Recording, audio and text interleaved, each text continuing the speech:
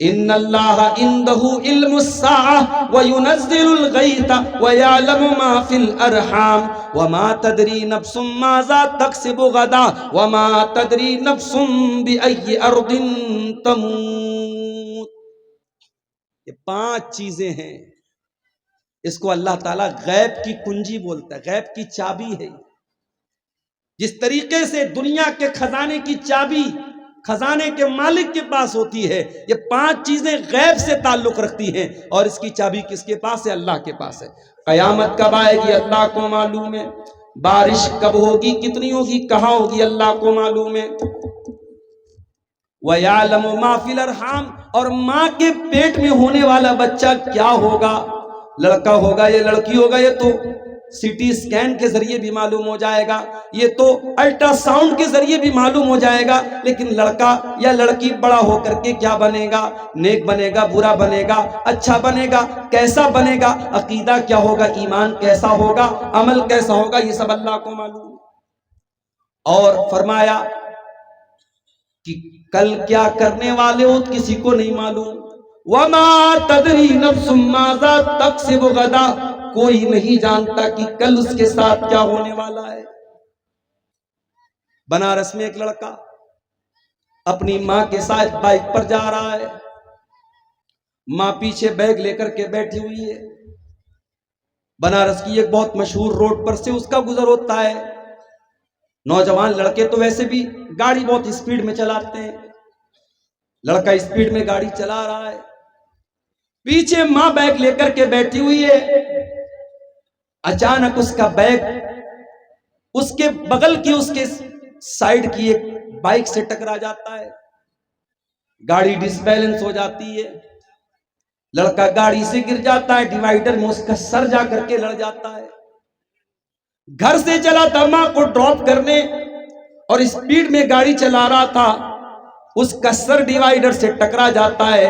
12-13 دن گزر گئے، آج ابھی تک لڑکا ہاسپٹل میں کوما کی حالت میں ہے، موت اور زندگی سے جوجھ رہا ہے.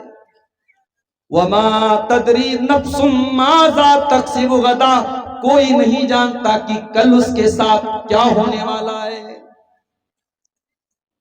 سامان 100 برس کا ہے، پل کی خبر نہیں.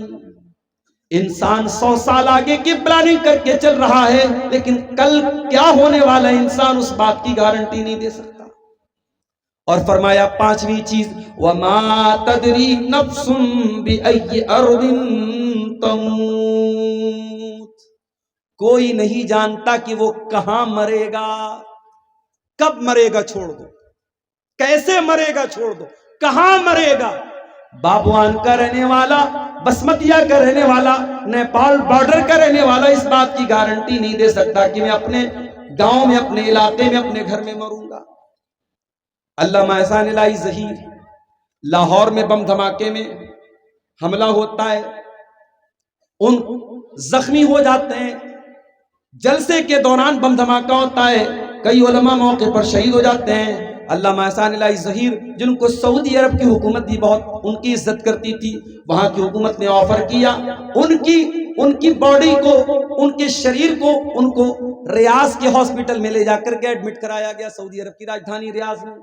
وہاں علاج کے دوران علامہ احسان الہی ظہیر بچ نہ پائے، انتقال ہو گیا، شہید ہو گئے. وہ انتقال لاہور میں ہوا، پاکستان میں حملہ لاہور میں ہوا، انتقال ریاض میں ہوا، اور پھر جنازہ مدینہ لے کے آیا گیا اور مسجد نبوی میں جنازے کی نماز پڑھائی گئی اور بقیع کے قبرستان میں دفن کیا گیا.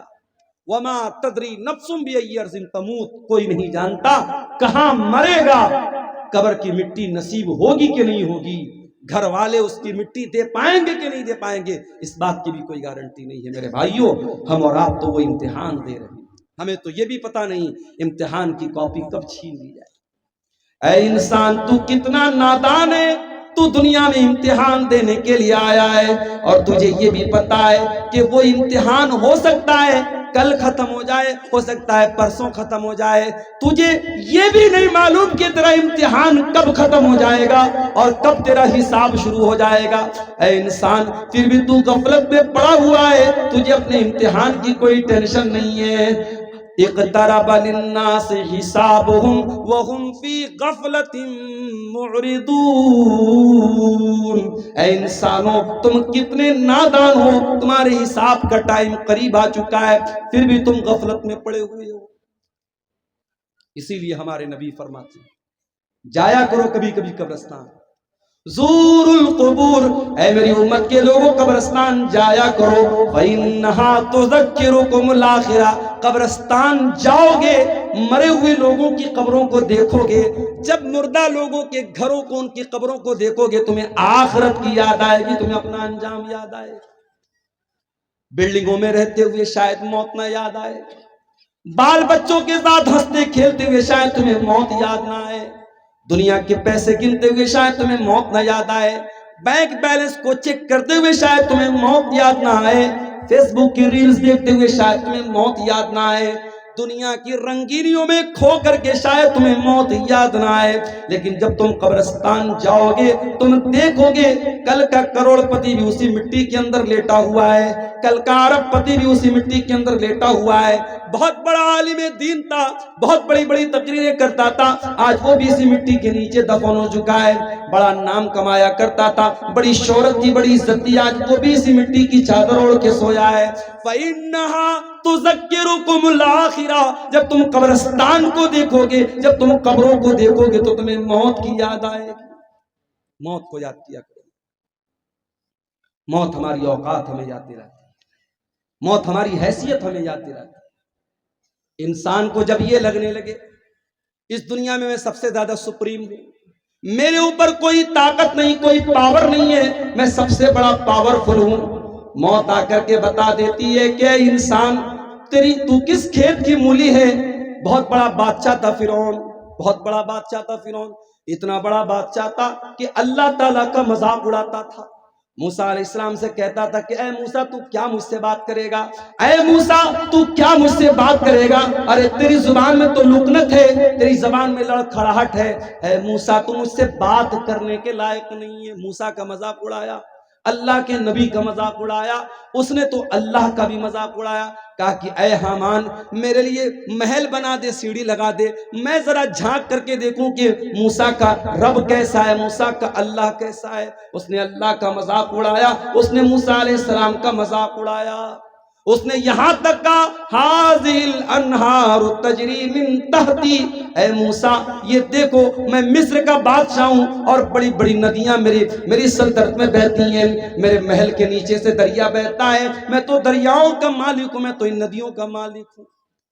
اللہ نے کہا اے فرعون اب تیرے غرور کو میں خاک میں ملاتا ہوں۔ فرعون کو کیسی موت آئی؟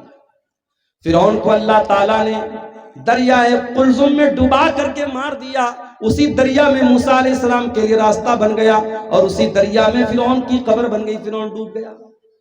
اور فرعون جب ڈوب گیا تو اللہ نے فرمایا کم ترکو من جنات وعیون وزروع ومقام کریم ونعمت کانوا فاکہین۔ دیکھو ذرا فرعون کتنے بڑے بڑے محل چھوڑ کے گیا تھا، کتنے بڑے بڑے باغات چھوڑ کے گیا تھا، کتنے اچھے اچھے مقامات چھوڑ کے گیا تھا۔ کذالک وَأَوْرَثْنَاهَا قَوْمًا آخَرِينَ، آج فرعون کے محلوں کا ہم نے کسی اور کو وارث بنا دیا، محل فرعون کا ہے، باغ فرعون کا ہے، اور اس کی نہریں فرعون کی ہیں، لیکن آج فائدہ اٹھانے والے اور لوگ ہیں۔ اس لیے میرے بھائیوں کبھی بھی اپنی طاقت پر غرور مت کرنا، طاقت تو فرعون کے پاس بھی تھی۔ کبھی اپنی دولت پہ غرور مت کرنا، بہت دولت والا آیا تو دنیا میں قارون، اس قدر دولت تھی اس کے پاس، قرآن کہتا ہے کہ جب وہ اس کے خزانوں کی چابیوں کو اللہ کہتا ہے کہ بڑے بڑے پہلوان وَآتَيْنَاهُ مِنَ الْكُنُوزِ مَا إِنَّ مَفَاتِحَهُ لَتَنُوءُ بِالْعُصْبَةِ أُولِي الْقُوَّةِ، بڑے بڑے پہلوان قارون کے خزانے کی چابیوں کو بڑی مشکل سے اٹھاتے تھے، خزانہ نہیں، خزانے کی چابیوں کو، خزانے کے تالے کی چابیوں کو بڑے بڑے پہلوان بڑی مشکل سے اٹھاتے، اتنی دولت تھی قارون کے پاس۔ جب وہ سج دھج کر کے نکلتا تھا، قوم کے لوگ ٹھنڈی سانس لے کر کے کہتے تھے کاش ہمارے پاس بھی اتنی دولت ہوتی. اور قارون بڑے ناز سے کہتا تھا انما اوتیتہ علی علم، یہ دولت تو میری نالج سے ملی ہے، یہ باپ دادا سے میں نے نہیں کمائی، یہ میں نے اپنی نالج سے کمائی ہے. کیا انجام ہوا قارون کا؟ قارون جو اپنی دولت پر بڑا ناز کرتا تھا، جو اللہ کو نہیں مانتا تھا، جو آخرت کو نہیں مانتا تھا، فخسفنا به وبداره الارض، اللہ نے قارون کو بھی زمین میں دھسا دیا، اس کے سارے خزانے کو، سارے محل کو زمین میں دھسا دیا. میرے پیارے ساتھیوں، کبھی اپنی دولت پر بھی غرور نہ کرنا. غرور کا انجام بڑا برا ہوتا ہے، اور موت آ کر کے انسان کے غرور کو خاک میں ملا دیتی ہے.